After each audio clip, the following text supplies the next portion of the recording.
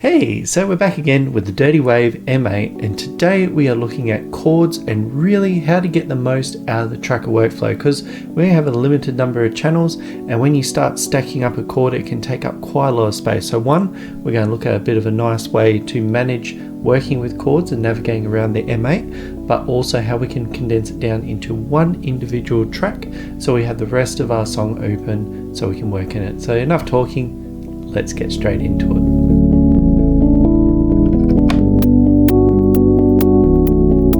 We are back again with the Dirtywave M8, and today we are looking at building chords and looking at texture, because we only have 8 tracks that we're working with. If we start constructing really big polyphony chords, it's going to take up a lot of those slots. So I think one part is understanding how to do it on a tracker, but the other part is how we can condense it down and bring it back to one track, whether that's we're doing it through resampling or we have our instrument.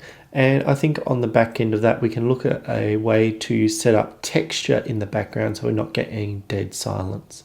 Now let's have a look at putting in a chord. So I'm just going to start here and setting up our chain. So I just want that 1, 2, 3, 4, and then we can go in each side of these. But if I hold B now, because we set up those channels, see how if I keep hitting right, it's not going to go right anymore.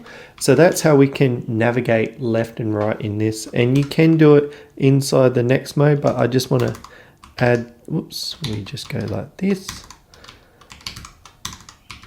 And then if we hold B again, we can navigate around by following those numbers there. So it's just a really nice housekeeping trick to get all our chords together. So next I want to create a sound. So I'm just going to create instrument. And let's make something. So just a bit of TV magic. I just created something a little bit chippy, but it's going to work for me. But now we are going to learn how to plot in our chord, because we can do it a transpose way where we create this and then we use a transpose. We can look at that in a sec, but I want to just make sure that we've got everything here because it can be a little bit tricky. So as you can see, I've got that C playing, and if we remember from our previous video talking about melodies, we have our nice thing. So we're going to plot in this chord and we're going to put that A up there as well. So what I can do is hold Option and then we can move left and right. So I can put that E in and then the G. Yep. And then we go to cool. So we got all that plotted in, and then if we hold Shift and play, that's going to play everything together, but you can see that chord forming over here, and that's how we sort of make sure that we're hitting the notes and we can visually see what's going on. But because we do have our separation happening, we can start doing some really interesting things to this chord where we can change the notes. We can look at inversion, so that means we just shift some of the notes around. So it's like this first note, what I might do is shift that down, and then we go across to the, we can shift that one there. And that's going to create a different tone again. And this is where we can start experimenting in this view. We can add some effects like we did in the melody. So we can add like a slide on certain parts and have that working. But really I want to keep that in the melody tutorial, because that is where a lot of these track-based sort of sequencing happens. And this one is more for the melody. So as you saw, we can do the way of we plot in each note into our chain. So I'm just going to come back out into this view. And we can do something like this. So say if I want to do that 1, 4, 5, 1, I want to make this go up, I think it'll be about 5. But this is where we start needing to hear. So I want that to be F. That one, and then we can make that 7, I think it would be. Yep, and then we can bring that back down to 0.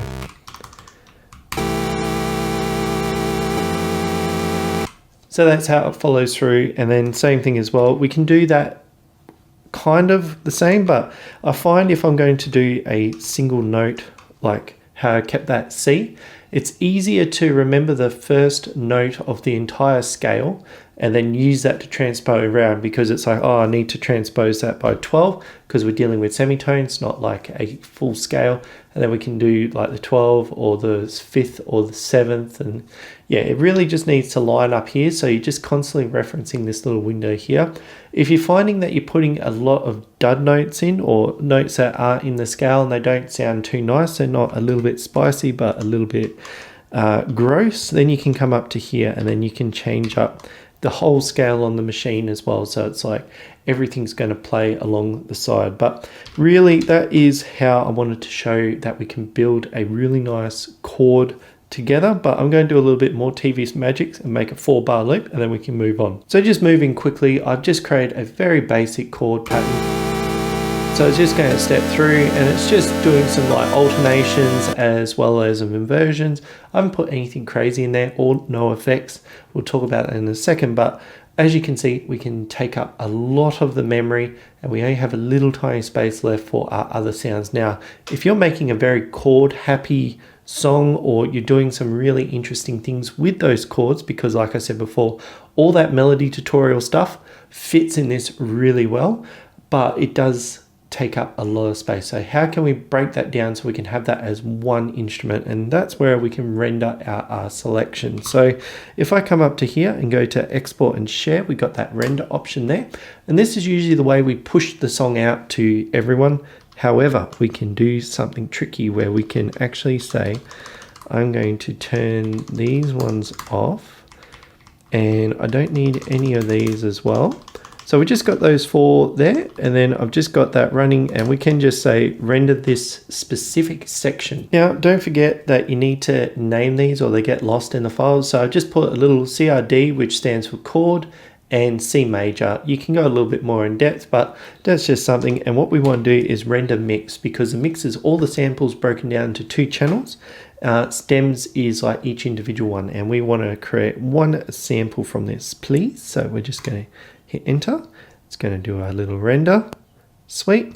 So what we want to do is just come back into our song mode. I'm just going to create something off the main bar, and just so we can just hear that one, I'm just going to solo that. So you hold option for soloing, you press play, and for muting we can use the shift key. So I'm just going to come in here, we create one phrase that has nothing on, and then we create a new instrument, and I'm just going to pick that sampler. So with our sampler, we're going to hit load, and these live in a particular spot. We're going to go into our renders, and I've got a little few here, but this was one that we made. So we can hit the play to listen to it to make sure it's the right one, and we can bring it in. And what we can do is we can edit it to add some slice markers. So we got that one. So I just wanted to make a point, because I didn't really explain why I'm making slices on the M8, and it's just a way to manage the chords. Like, you can just have a singular loop and keep playing over and over, and that is a way to make music. But for me, slicing just gives me a way to rearrange the sample itself, and this is more apparent in the next video where I'm talking about aim and breaks and slicing and getting right into this sort of granular workflow. But this is just a really nice way to get more out of a single sample. So I've just set up some slice markers, and this is a way that we can separate out each of those chords. So we can come in here. Now, if you're having trouble trying to line up some of these slice points, there is an automatic way of doing this, and we'll talk a little bit more about this in the aim and break video. But if you come down here and hold A, you've got a bunch of different effects that you come down. Now just make sure that you selected the entire sample with that selection menu. But if we go slice 4 and tap that, that is going to put 4 even slices down for us, just saving us way more time than just manually trying to plot things in. And that's because I knew I wanted 4 slices. If you want 8 or more, like, you can go right up and down, but we will talk about that later. And then what I'm going to do is I'm just going to overwrite, because these slice markers get saved to that sample itself. So I'm just going to do that. Our sampler is pretty much set up, and all those slices that we did will live inside that file too. So if we use this again, we can pull it straight back out, and it's going to be hunky-dory. But how do we use this? We can come back here, and then we want to select an effect called slice. So it lives here under current instrument, and then we can set our slice, and then it just gives us a nice way to bring it all together. Now I've done some tricky magic and put everything where it's supposed to be. So if we just listen to this individual channel, hit the right button, that is playing everything that was over there, because we're only sampling that channel. So it just allows us to open up so much of the device, and we'll talk more about resampling and turning it into something a little bit later on in the Amen video, because there is a lot of fun that you can do with mangling samples re-rendering them, slicing them up, and then bringing them back in, and it's just a whole lot of fun in that space. But this is just a really nice way to expand that sort of melody idea, because each one of these channels, like I said in the melody one, is alluding to that really cool sort of broken chord aesthetic that's really cool with trackers. So what I wanted to show here is that you can have chords, but if they're starting to get a little bit too big, you can break them down into one track.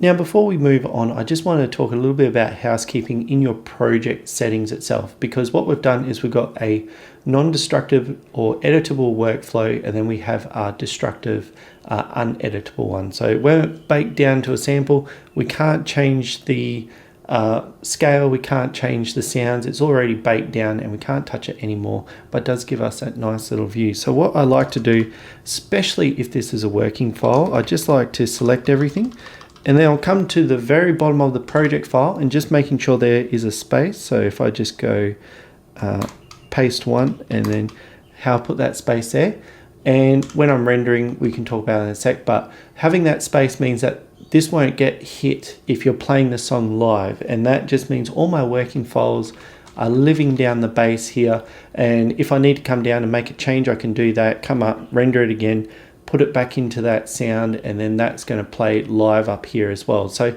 there is some nice ways that you can have elements that you sit back, change them up, push it back out as a baked sample, and then you can keep working. So it's just a nice way to manage things as well, and especially what you can do in this regard, like say if your song does go from 0 to C and you don't want to hit those when you render out, we come back up to the render settings. You can manually set that, so it's just going to render out that block of information. Nothing else is going to get caught. So just so you don't get caught out, you can do it that way as well. Alright, so we had a look at a way to construct chords, but we do have access to a nice instrument on here, and I think this is a really good time to talk about. So I'm just going to create a new chain, a new phrase, create a note, new instrument, and then if we come down here and go all the way across to the Hypersynth, this is our polyphonic or like chord synth that we have access to. So let's have a look at the Hypersynth, and really this one works by constructing chords. So if I just play, as you can see me pushing notes around, I can create these little blue dots as they move around. So this is a little bit of music theory, but really it's just what sounds good. So usually 4 and 7 makes a major chord, and that creates a minor chord. But you can get a little bit more experimental. Like another thing too is left and right is individual notes, and if you jump, it's an octave. So 12 semitones is an octave. So we can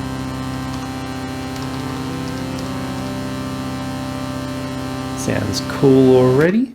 And then if you want to get rid of them, you can press it like that, but we'll just bring that back. Cool. And we have a few options that we can play around with. So if you can shift to the high or the lows, so you can sort of sculpt it to where you need to without putting a filter on there. Swarm is sort of like a detune. So it detunes all the oscillators. We have a width control, so this will push it out left and right, so you can do it that way. Sub oscillator, and then you have a deeper one as well. So just adding a little bit bass on it. You have our filter, so if we turn that to a low pass, you have a few other filters as well, so higher pass, band pass, pretty much all the types. And then you can add resonance on top.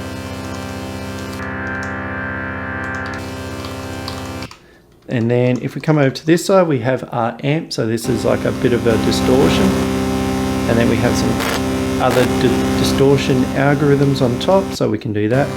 We can pan it left and right, and here's all our volume control. So dry is sort of like our initial volume, so we can use that as like a way to bring things in. And then we have like a chorus, we have a delay, and then we have a reverb. So with all that, we can get some really interesting tones out of here. And same thing, we can play with tables in this one. Another thing too is we do have like chord slots.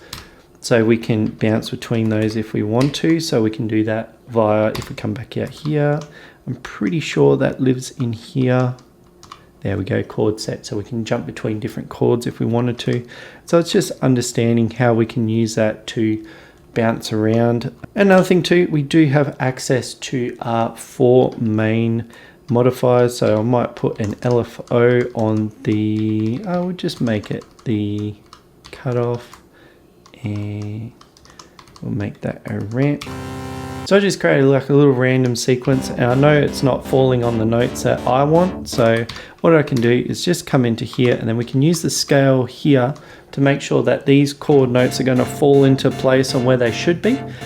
But this works independent to the scale in here, up here. So you can make that instrument itself follow a scale if you want to. So just another way of playing with a chord sound.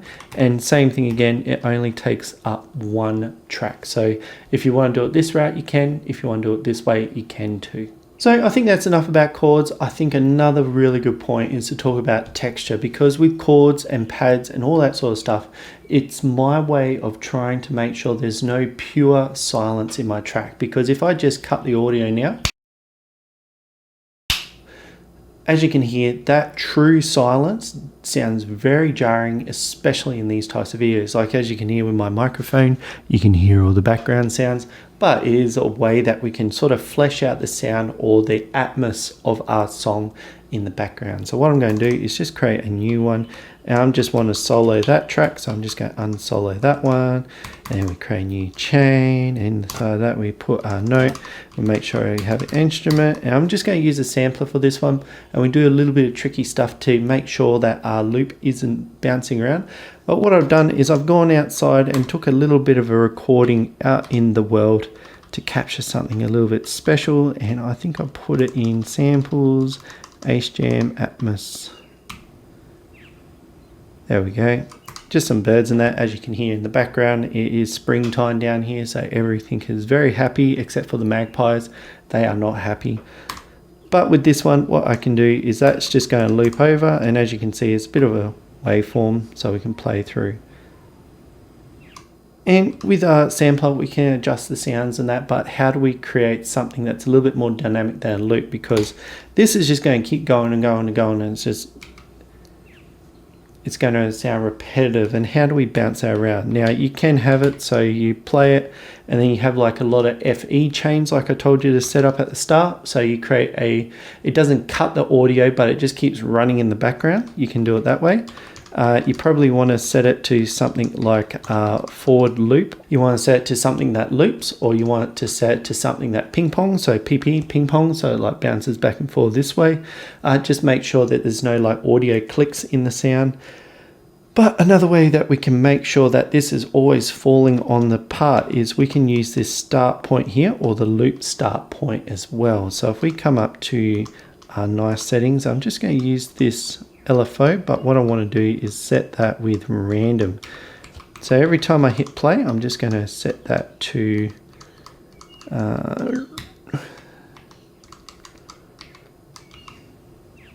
loop start. If I keep hitting play, you can see that little start point bouncing around. So what I want to do as well is set that to re-trig. So every time I hit the note, it's going to re-trig the sound. And that means when I have this playing, it will do its thing and bounce around. It won't be as apparent, and you do want to try and get quite a large recording.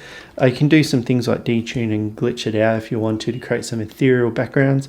I remember mucking around with like making a Metro Prime soundscape, using those bird sounds and then adding some like very distorted / degrade effects, made some very alien soundscapes. So just something to consider.